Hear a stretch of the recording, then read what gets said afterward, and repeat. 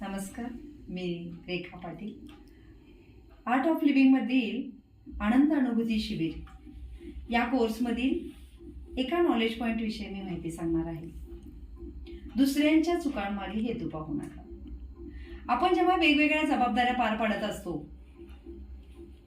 कुटुंबात असतील, समाजात असतील, ज्या जबाबदाऱ्या पार पडत असताना आपल्याकडून जेव्हा चूक होते तेव्हा आपण काय म्हणतो, त्याच्या मागे कारण शोधतो की असं झालं असतं तर चुकले नसते, तसं झालं असतं तर चुकले नसते, अशामुळे चुकलं, तशामुळे चुकलं. पण जेव्हा दुसरा चुकतो तेव्हा आपण काय म्हणतो, त्याच्या चुकांमागे आपण हेतू पाहायला लागतो. असं न करता, त्याच्या चुकांमागे हेतू न पाहता त्याला माफ करा, त्याला समजावून सांगा. आणि असं केल्यामुळे आपलं मन शांत होतं आणि त्यालाही आपलं रिलेशन सुद्धा चांगलं टिकून राहतं. जय गुरुदेव.